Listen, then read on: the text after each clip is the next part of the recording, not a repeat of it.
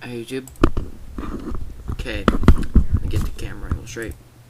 Okay, people have been saying that striking is advantageous over grappling in street defense, and there are many common arguments made, such as what if he has a weapon, or what if he goes to gouge your eyes, or what if he has buddies. 3 common arguments. And this is a complete myth. Now, let's look at the facts. If your opponent has a weapon and or buddies, if he has buddies and he may randomly be concealing a weapon, first off, he can pull the weapon at any time. So, this means that you'd have to knock him out before he could finish the fight. Now, let's look at this. Even if you have one-hit knockout power, if he decides to pull that weapon in a defense to the hit, then you might lose an arm or something. My second point is, if he has buddies, then whether he has a weapon or not, the buddies probably has weapon. And if his buddies have weapons, then it's going to be a weapon that's worse than his. If he has a knife, they're probably either going to have an illegal butcher knife or a freaking gun. Now, I don't care who you are. I don't care if you're Chuck Liddell. If there are 8 people, even with butcher knives, eventually you're going to get cornered. And that'll give them an advantageous angle to where that's it. Now, let's look at the fact that so basically what I've said so far is striking has the same weaknesses that grappling would have in a street fight. Now, the thing about cheap shots is completely ridiculous, because a proper grappler would have had both their arms controlled anyway before they could get the chance to gouge your eyes or go for the neck or whatever. A proper grappler would not have that happen, because they would have complete control of the wrists and the hands. And unless you're going to try to bring your leg up and freaking kick them in the throat from mount or guard or whatever, it's not going to happen. Now, let's look at the other facts.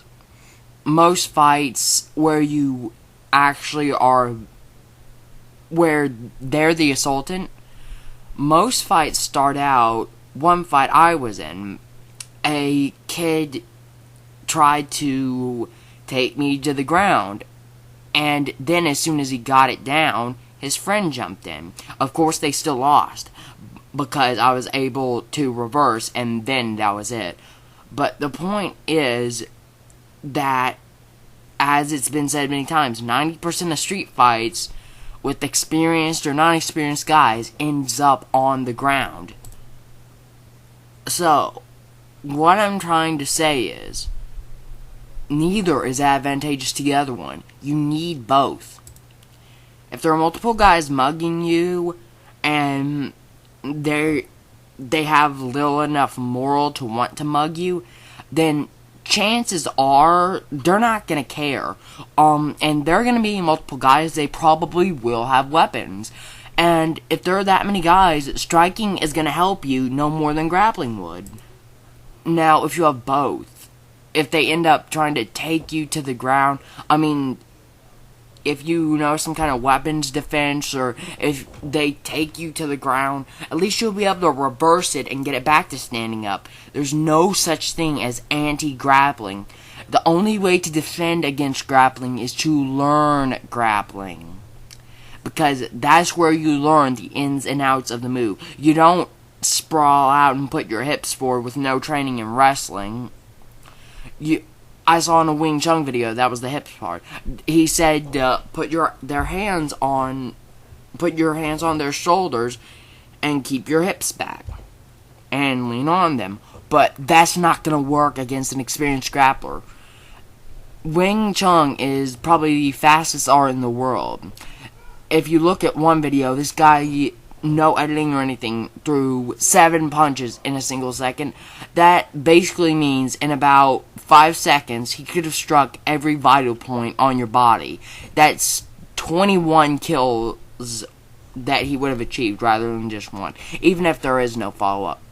However, the art still would lack the ability to, okay, what happens if he reaches up and grabs the arm, gets a hook, or clenches up or something?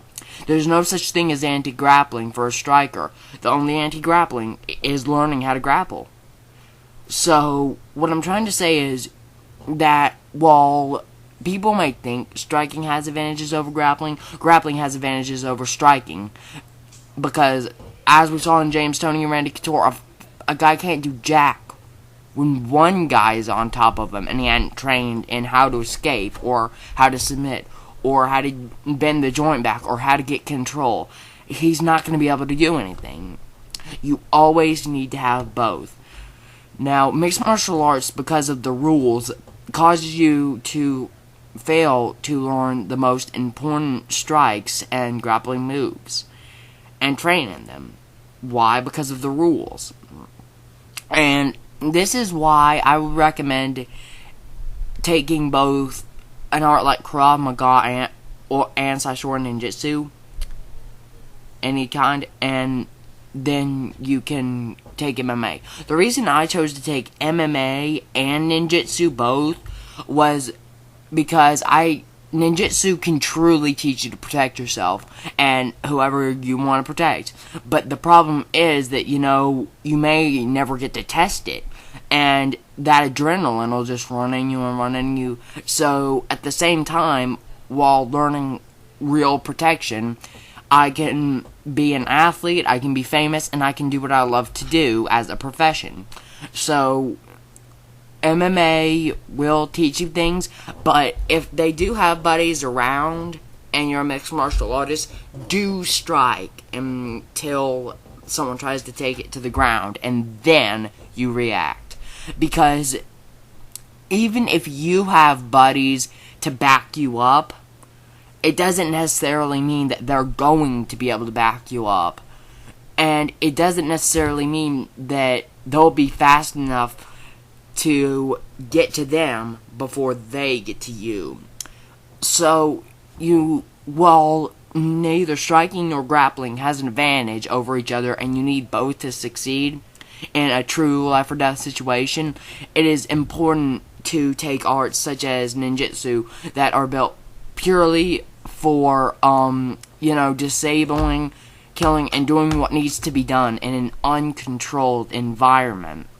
You need to have everything you possibly can, and no, not striking, nor grappling, nor clenching, none of that. Well, clenching falls under grappling, but, none of that has an advantage over the other one. And neither of them has an advantage if you don't have both. So, that's just what I wanted to say. Because, while it's true their buddies can mug you and hit you in the back of the head with a freaking baseball bat or something when you're mounted, it's also true that while you're focusing on leg kicking one guy, the other guy can just come and whack you with the baseball bat then. And MMA won't teach you to be aware of what's behind you, because the combat sport, is dedicated to one-on-one combat.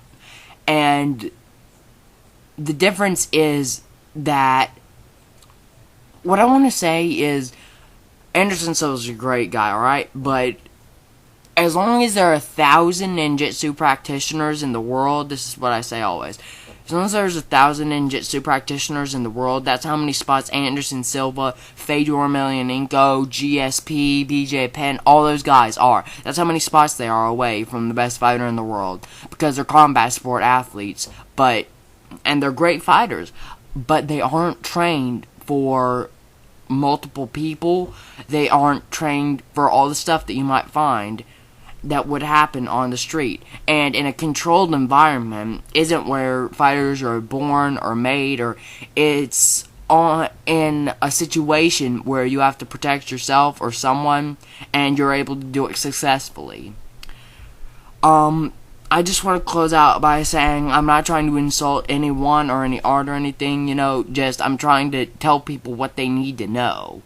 Because going into a street fight delusional can literally cost you your life, and possibly others as well. So, just remember this. I am the Czech overseer, Ryan Ballinger, and I'll see you guys later.